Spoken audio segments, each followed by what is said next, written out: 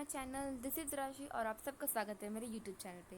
तो आज हम कंप्लीट करने वाले हैं साइंस क्लास 8 का चैप्टर 1, जो कि है क्रॉप प्रोडक्शन एंड मैनेजमेंट। आज उसका हम लास्ट टॉपिक देख लेंगे और उस चैप्टर को कंप्लीट करेंगे।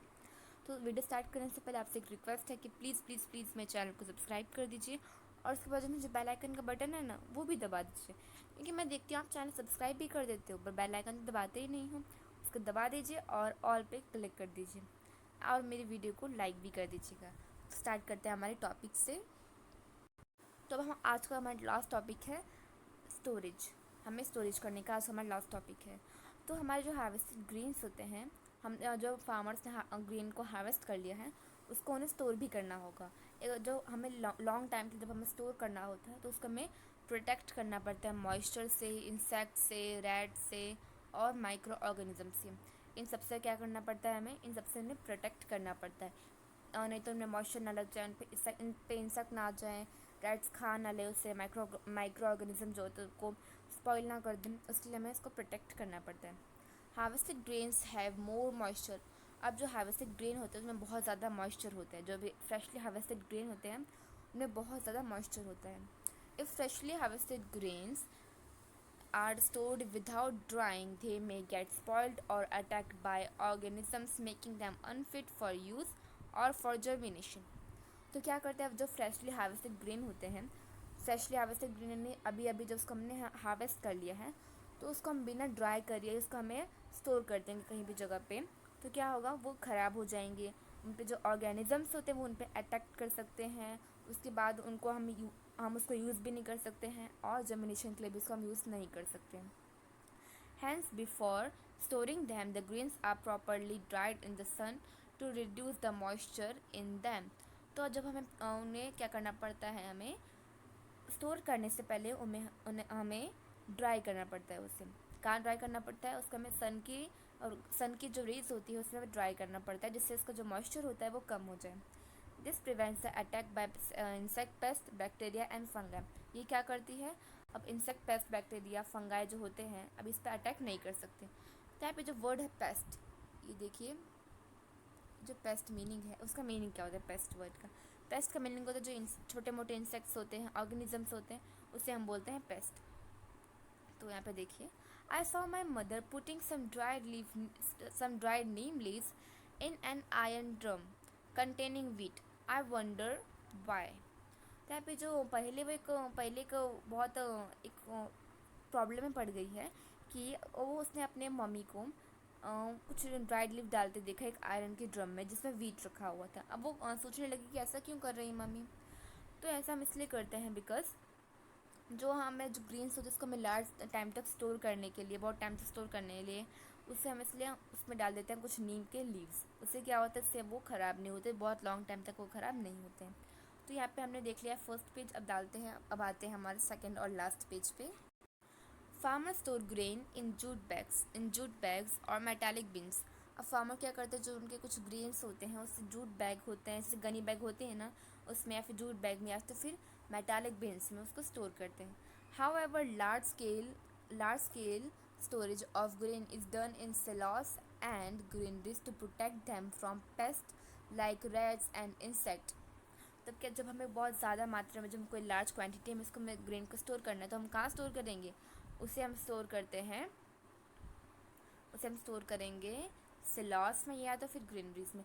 ये आपको फ़ोटो दी गई है एक सिलॉस की, ये देखिए सिलॉस की फ़ोटो दी गई है, और यहाँ पे जो नीचे वाली फ़ोटो ये है ग्रेनरी की। ये देखिए, ये ग्रेनरी की फ़ोटो और जो ऊपर वाले आपकी जो फ़ोटो थी वो सिलॉस की थी। तो यहाँ पे हम अपने जो लार्ज क्वांटिटी में जो हमारे ग्रेन्स होते हैं उसको हम स्टोर करके रखते हैं।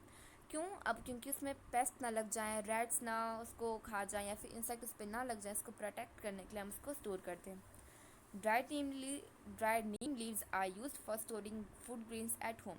अब जो ड्राइड नीम लीव होते हैं वो सब क्या करते हैं, उसको हम फूड ग्रेन स्टोर करने में यूज़ करते हैं।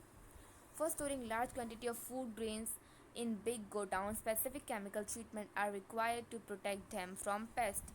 अब जब हमें बहुत लार्ज क्वांटिटी में हमें कुछ फूड को स्टोर करना है, हमें जो ग्रीन्स को स्टोर करना है गोडाउन में, तो हम क्या करते हैं, यहाँ पे कुछ हम स्पेसिफिक केमिकल का यूज़ करते हैं। क्यों, बिकॉज इस पर पेस्ट और माइक्रो ऑर्गेनिज्म ना लग जाए, इसलिए हम कुछ केमिकल्स होते हैं उसका हम यूज़ करते हैं यहाँ पे। तो यहाँ पे देखिए हमारे एक टेबल दिया गया है, यहाँ पे हमें ये देखिए ये एक टेबल दिया गया है हमें।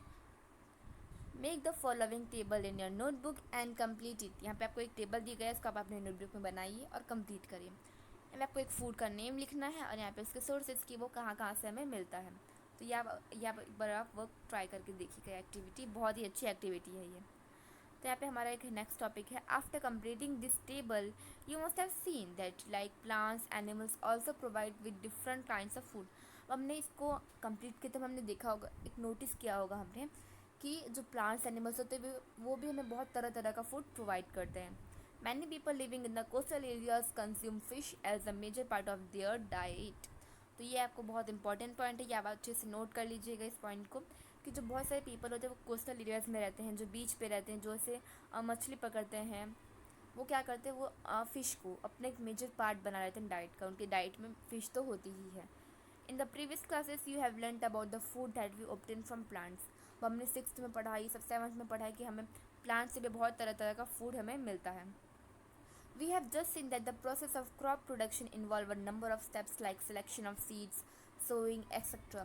Similar ना यहाँ पे देखिए, हमने यहाँ पे ऐसे भी इतना देखा है अभी क्रॉप प्रोडक्शन में कि हम क्रॉप प्रोडक्शन में क्या करते हैं, कुछ स्टेप्स लेते हैं, जैसे कि सीड्स हुआ, सीड्स की सिलेक्शन करना, सोइंग करना, हम क्रॉप प्रोडक्शन में यही करते हैं।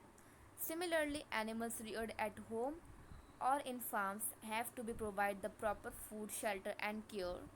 When this is done on a large scale, it is called an animal husbandry. तो यहाँ पे देखिए, जब हम एक एनिमल्स को उनके घर में पालते हैं, उनको फार्म्स में पालते हैं, उनको फूड प्रोवाइड करते हैं, उनको प्रॉपर फूड देते हैं, उनको शेल्टर देते हैं, उनकी केयर करते हैं, उनको प्रोटेक्ट करते हैं, तो बहुत लार्ज क्वांटिटी में, बहुत लार्ज स्केल में उसको जब हम ऐसा ये प्रोसेस को करते हैं, तो उस प्रोसेस को हम क्या बोलते हैं, उसको हम बोलते हैं एनिमल हस्बेंड्री।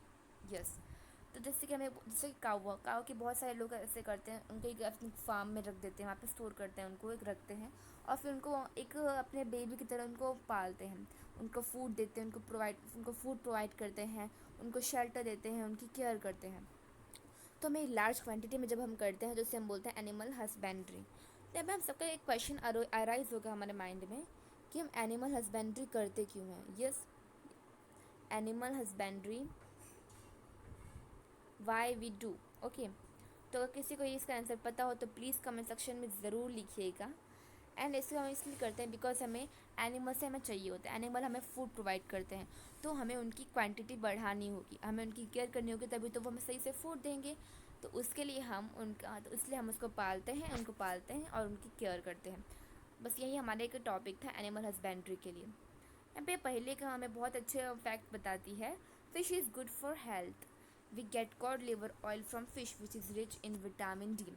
तो जो फ़िश होती है हमारे हेल्थ के लिए बहुत ही ज़्यादा अच्छी होती है। क्यों? बिकॉज इसमें कॉड लिवर ऑयल जो होता है ये पाया जाता है, इसमें कॉड लिवर ऑयल जो विटामिन डी से रिच होता है, इसमें बहुत सारा विटामिन डी होता है। So with this we completed our chapter number 1 that is crop production and management. हमने हमारा चैप्टर नंबर 1 अच्छे से कंप्लीट कर लिया है क्रॉप प्रोडक्शन एंड मैनेजमेंट का। तो यहाँ पे देखिए, इसका हम एक शॉर्ट समरी देख लेते हैं कि हमने क्या क्या अभी तक पढ़ा है। उसको हम एक क्या कर लेते हैं, उसको हम कर लेते हैं रिकॉल यानी एक बार रिवाइज कर लेते हैं, जिससे हमारे माइंड में एकदम फिट बैठ जाए। तो सबसे पहले हम क्या करते हैं, हमें क्रॉप उगाने के लिए हम करते हैं सॉइल की प्रिपरेशन। ओके, उसके बाद हम इसमें सॉइल की प्रिपरेशन करते हैं, उसको टाइलिंग करते हैं, उसकी सोइंग करते हैं, उसको एकदम अच्छे से प्रिपेयर कर लेते हैं। उसके बाद हम सीड्स को सो करते हैं, उसमें सीड्स को सो करने के बाद उसमें हम डाल देते हैं मैन्यूअर फर्टिलाइज़र डाल देते हैं as a food of the plants को फूड चाहिए होता है, तो उसमें हम क्या डाल देते हैं, मैन्यूअर फर्टिलाइजर्स डाल देते हैं। अब क्या करेंगे, हम मैन्यूअर फर्टिलाइज़र डाल दिया हमने, उसमें आप डालेंगे इरीगेशन यानी उसका पानी पिलाएंगे हम। हमारे जो ग्रीन्स होती हैं, हमारे जो सीड्स हैं, उसको हमें पानी भी तो चाहिए उसको, तो उसको जर्मिनेशन के लिए पानी बहुत ज़रूरी है, इसलिए हम उसमें डाल देते हैं पानी।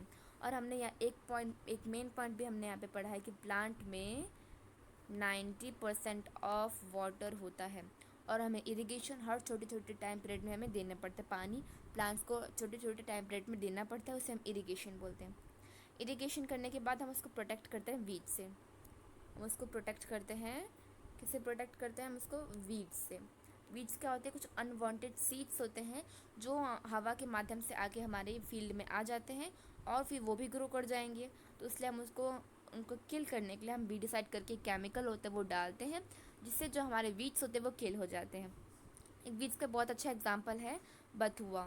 यस, आपने देखा होगा कभी आपकी मम्मी बथुआ की सब्ज़ी भी होती है तो वे बनाते हैं, बथुआ भी एक होता है हमारा एक वीड्स का एग्जांपल। उसके बाद हमें क्या करना है, उसके बाद आता है हमें हमारा नेक्स्ट टॉपिक जो है उसकी हार्वेस्टिंग करना है हमें। इसको उसका सारे जो हमारे ग्रेन्स है वो अच्छे से क्रॉप उसका अच्छे से हो चुके हैं, तो उसको हम हार्वेस्टिंग करते हैं। कुछ कुछ मेथड्स होती हैं जिससे कि हम उसको सिलॉस नहीं, उसको हम कैसे सिक्कल से उसकी हम कटाई करते हैं ट्रेडिशनल मेथड में। बट न्यू मेथड जो मॉडर्न मेथड आई है उसमें हम हार्वेस्टर की हेल्प से उसकी कटिंग करते हैं। उसके बाद उसको हम स्टोरेज करते हैं, सिलॉस में स्टोर करते हैं या तो फिर ग्रेनरीज में उसको हम स्टोर करते हैं। और यहाँ पे हमने एनिमल हस्बेंड्री का एक पार्ट भी पढ़ लिया कि एनिमल हस्बेंड्री क्या होती है। तो यहाँ पे हमारा चैप्टर 1 कंप्लीट होता है। अब हम अगले जब नेक्स्ट टॉपिक हम करेंगे चैप्टर 2 के बारे में। So thank you so much for watching my video. Please subscribe, like and share my video. Thank you.